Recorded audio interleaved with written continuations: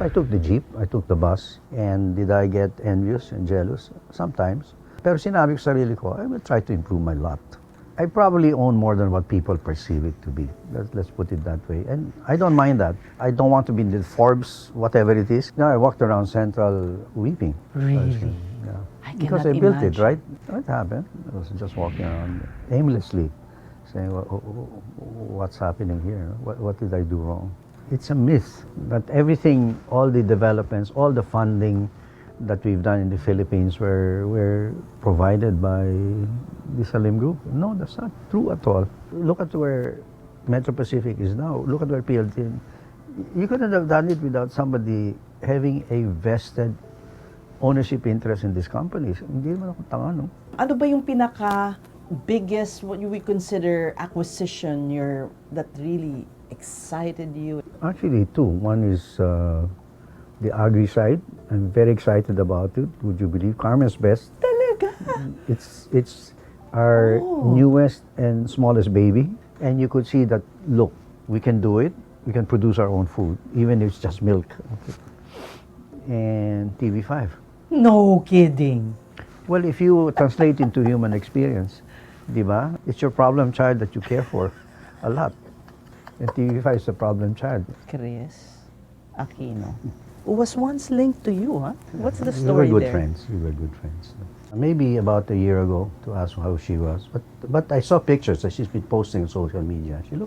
She looks on her way to recovery. Oh, you have time to look at social media. Not much, mainly TikTok and Instagram.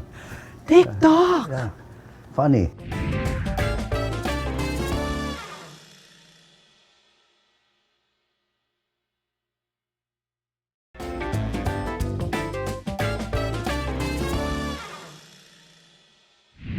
He comes from a simple family of educators, but his talent and ambition were too big to be confined.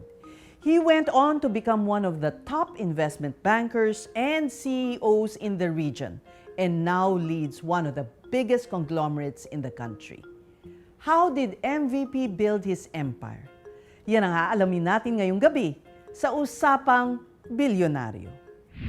You were in Ateneo and financially challenged. How was it for you as a student in Ateneo? So all throughout my academic life, from elementary to the MBA in Wharton, I was on scholarship. So my parents did not pay for my education, except for the baon and the books and all that. Because hindi kaya ng pamilya. It helped. Kasi sometimes they portray me as poor. Sabi sa akin ni Chris Aquino, hindi ka naman pura. Sabi. Hindi naman. Poor in that sense, right? So, but we may do with what we have. 2 dishes on the table at night. Birthdays was... Modest. We'd say modest. But I took the jeep, I took the bus.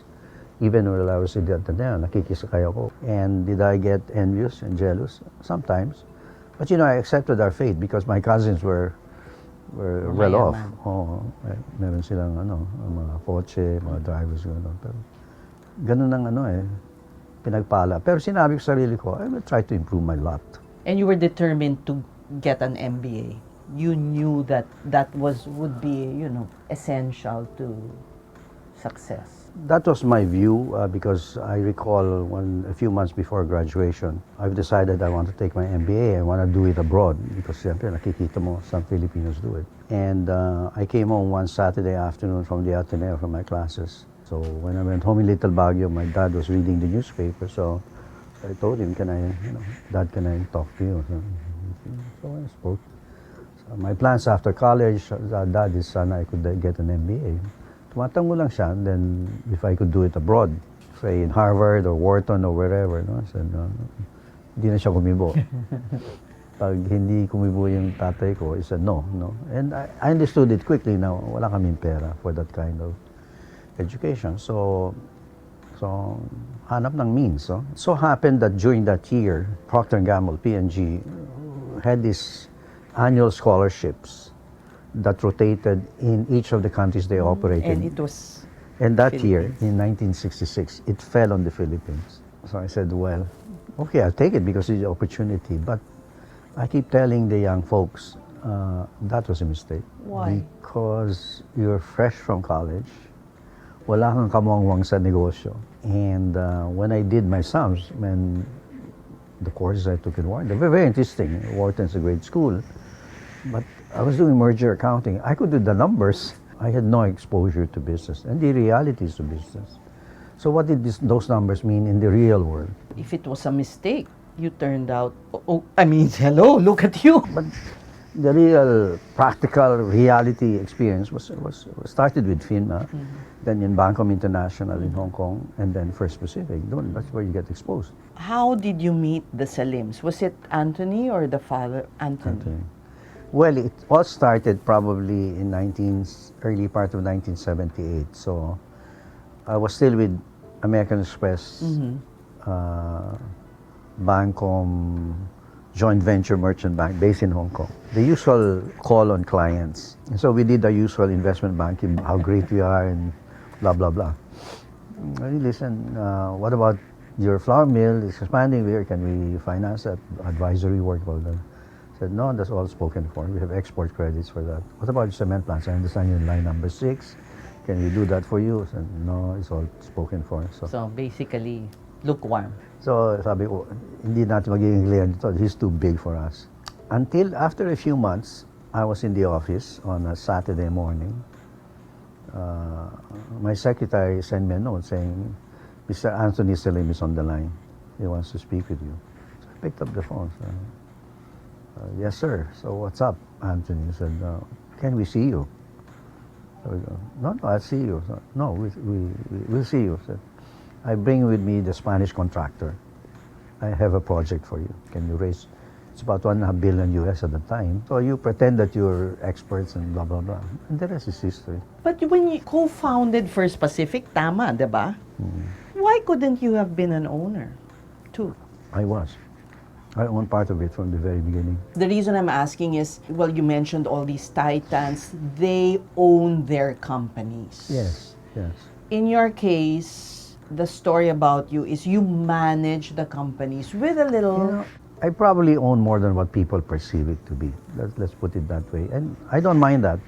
I don't want to be in the Forbes, whatever it is, list. Yeah, so you co-founded First Pacific, you are part owner. In 2002, the story is you defied the Salims, right? To block this. They were ready to sell. But you decided not to go about it, not to follow what the decision. There's a real difference of opinion between Anthony and myself about selling the Philippine assets. He, at the time, took a dim view of the Philippine investments. So we had two major assets at the time, Fort Bonifacio and PLDT. And I think the reason for the sale was very flimsy. There were other options. I believe so. And, you know, PLDT is a great company, and I think the potential at the time of Bonnie was there. Slow development. But Look at it now. Look at it now, yeah. So I was in Tokyo at the time, and he called to say he sold it to the Kokongways. So I said, oh, my God, why? So can we meet in Hong Kong? So Tokyo, flew down to Hong Kong. I said, look, Anthony, you are a bigger shareholder than I am for First Pacific. At the end, I will not defy you. Let me just resign from First Pacific. But I'm telling you, I want to stay on as a chairman and director of PLDT. And I think we should keep it. That was one of my lowest points in my entire career because they did not allow me. I was the chairman of First Pacific at the time. And they barred me from attending the board because they knew about my views. So I was asked to leave the boardroom of First Pacific. So now I walked around Central weeping. Really? Yeah. I Because cannot I built imagine. it, right? Huh? I cannot imagine. So it happened. I was just walking around aimlessly, saying, what's happening here? What did I do wrong? And I think after the fact, look at where it is today. Is it accurate to say that it's Salim money that allowed you to amass all these companies? So it's a sore point for you. It is. It is. Diba?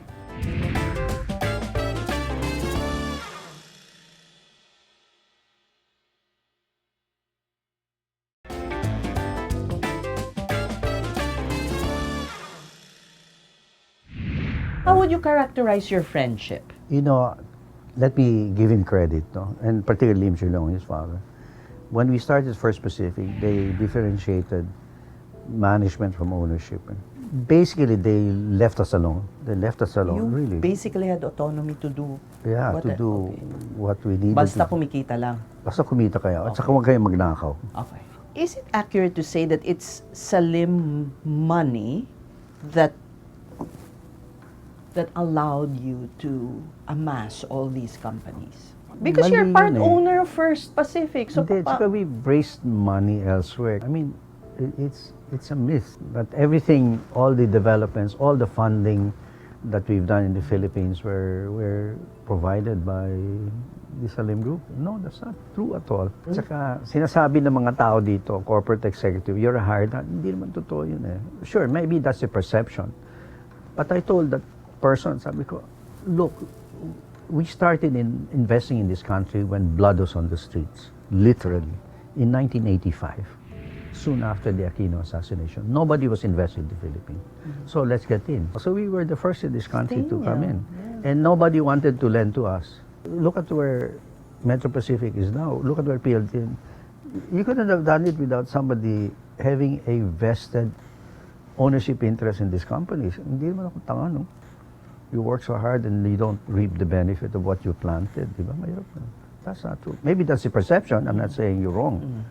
But I think it's time to change that perception naman. Kanya, part of my reason why I wanted to privatize MPIC, Metro Pacific, was that to show that I also own, maybe not as much as, say, First Pacific, but at least now I'm an owner. I can claim to be an owner of Metro Pacific. But So it's a sore point for you. it is. It is. Di ba? Eh siguro naman, hindi naman ako magastos, di ba? I've saved so much over the years. I guess, hindi ka lumalabas sa opisina ka. Ang bisyo ko lang, badminton. Hindi naman magastos yun, di ba? I remember when the franchise was hanging in the balance, there was always the TV5 option to maybe just be a block timer. There was always that feeling about you. How was that? What was your thought process there?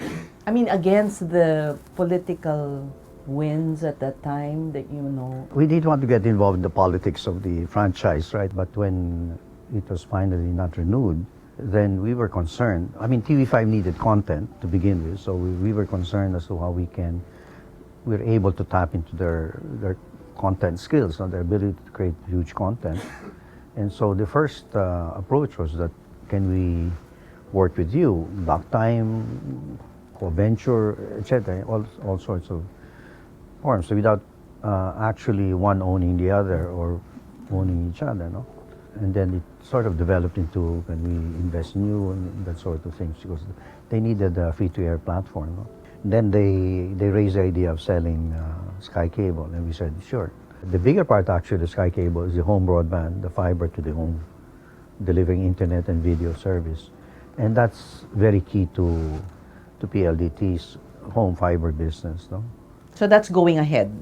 Well, it's with the Philippine Competition Commission, so we're waiting for their decision. You know, I don't think the president's like that. I don't think he is. I think he's a very nice man, very liberal. I think he's a broad thinker. It will eventually arrive at his desk. I suppose so. Ano ba yung pinaka biggest, what you would consider acquisition that really excited you? Actually, two. One is the agri side. I'm very excited about it. Would you believe? Carmen's Best. Talaga? It's our newest and smallest baby, but they will double their sales from about 100 million to about 250 or 300 million this year. So that's not too bad. I mean, it's not a big ice cream company or food company, but I'm excited The about potential. Correct. And you could see that, look, we can do it. We can produce our own food, even if it's just milk. Okay. And TV5. No kidding. Well, if you translate into human experience, di ba? It's your problem child that you care for a lot. And TV5 is a problem child, isn't it? Kasi yung mga pogi mong anak, kaya naman yung mabuhay na sarili, di ba? Yung maganda mong anak, oh. So problem child pa rin siya hanggang ngayon. Kailan ba kikita ang 5? When will you get your return? Was it Pope Clement and Michelangelo? When will you finish the Sistine Chapel ceiling, di ba? I think it took Michelangelo 50 years or something like that. Are you impatient? In this country, that's toxic, isn't it? You like a convoy in this country. A convoy. Convoy. You Elaborate. can only as fast as the slowest ship. Well, you stuck it out here. You could have been I in know. Hong Kong. Di ba? Can you imagine sometimes how I'm- your worth must be maybe 100 times more than now if you were stuck it out there? Probably. But it's also, I would say sometimes I'm tempted to just pack up and leave. Because it's into the anonymity of Hong Kong and all that. So because there's no media, etc. So, but it's not my country, no matter what. I love Hong Kong. It's my second home, but it's not my country. Sabi ko naman, dito ko mamamatay o dito palilibing. Diba? Hindi ko naman, I never changed my Philippine passport despite The difficulties. the difficulties. What was the biggest regret? Quite a number. I mean, from a business perspective, in 1997, we tried to invest in San Miguel. You did? Well, we almost did. And that wasn't approved by President Ramos. That's the short story of that one. Couldn't you have done it another way? I'm sure you're not easily swayed, diba? But, well, presidente na ito. Pero, Hindi, kasi naabutan eleksyon eh. Diba? We were entering... towards the 98. twilight na. Mahirap ba maging mas mahirap ba maging to aspire to be a billionaire now?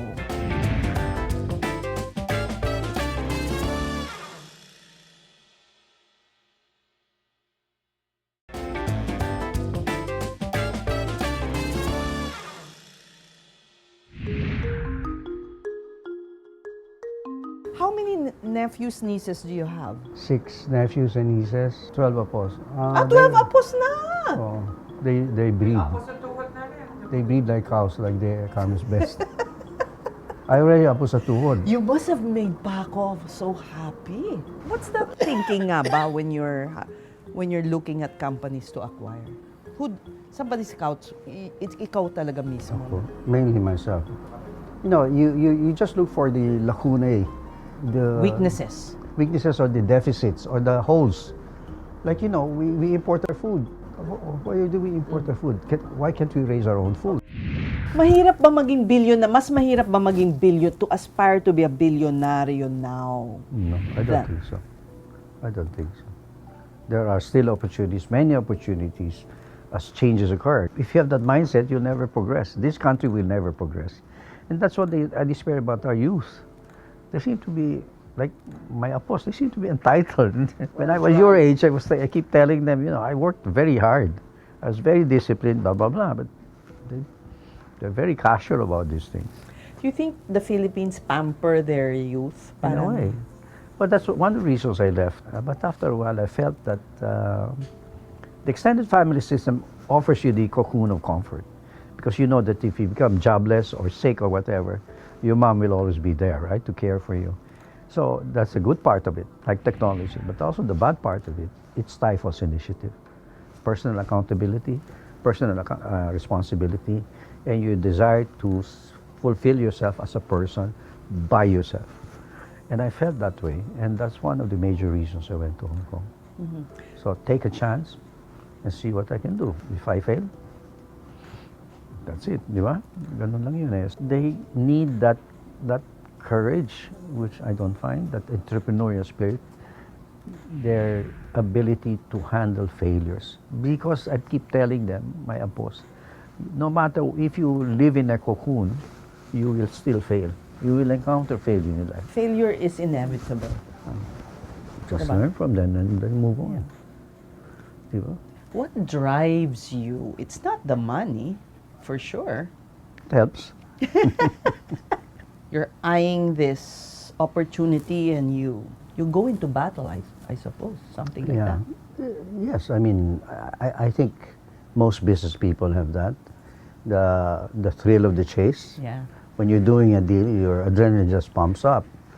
And sometimes you're in competition with other business groups, so you have to be on top of your game if you want to win that particular prize. And then the satisfaction of winning and the despair of losing, right? There's always that, but you learn lessons from both, no? To be magnanimous in your success and not get to your head. Ilan na ba? I mean, do you... Well, I was promiscuous when I was young in Hong Kong. We buy anything on sight, but it's the same lesson for failures. Right? Don't look back also. Don't dwell. Don't... Not like- too much, but you should feel it, because if you don't, then it's not worth the price, isn't it? So forget about it. It's not worth it. But you should feel it and learn from it. Somebody said you get closer to God through your failures, not through your awards and ceremonies, through your failures. Manny Pangilinan's successful career has been defined by his strong desire to give back to the country and uplift the life of every Filipino through businesses that contribute to nation building and programs that help the youth and the Filipino athlete. Sa kabila ng kanyang mga tagumpay abroad, hindi nalilimutan ni MVP na lumingon sa kanyang pinanggalingan.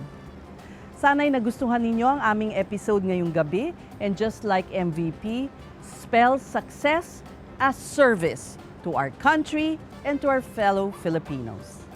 Ako po si Ces Orenia Drilon. Maraming salamat sa inyong panonood sa Usapang Bilyonaryo.